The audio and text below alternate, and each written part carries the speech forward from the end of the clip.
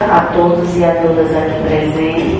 Quero saudar aqui a vereadora, a excelentíssima senhora Ana Macedo, aos demais membros aqui da mesa, né? Quero saudar a minha avó, Dona Chagas, a mais idosa, né? Aqui do plenário. Quero saudar todos aqui também que estão aqui presentes e parabenizar. Parabenizar por esse dia, por essa conquista, né? E aqui ressaltar realmente essa grande conquista que nós mulheres conseguimos, né? Há tantos anos. Muitas vezes quando me sinto, vamos dizer, com a cruz pesada, a primeira pessoa que me lembro é de Nossa Senhora. Nossa Senhora que sempre esteve, né, fazendo conosco, que foi escolhida e em nenhum momento temeu ela dar o seu sim, né?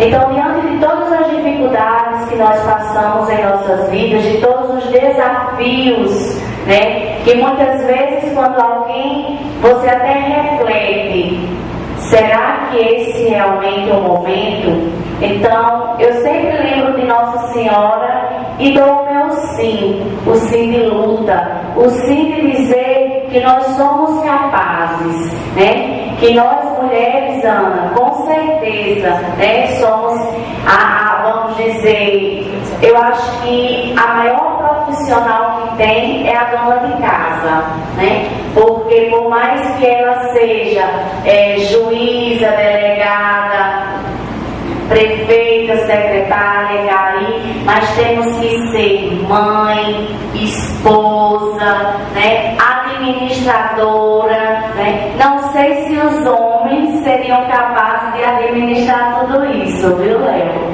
Mas, por isso, sim, é muito importante, né? Seria muito bom que todas as mulheres nesse dia realmente pudessem agradecer essa grande conquista, né? E refletisse tudo isso que nós estamos passando, que nós estamos conquistando, né? Ao lado sim dos homens, né? Que compartilham esses momentos, que nós com certeza só teremos um futuro melhor se nós juntos tivermos ações e conquistas de mão dadas para trazer o melhor para o nosso país, para o nosso lar, né? Então eu só tenho a agradecer a cada um de vocês, né? E que isso aqui possa ser repassado para outras pessoas, para as outras mulheres, dizer sobre essa importância. Eu sei que os afazeres são muitas vezes a dona de casa ainda diz assim,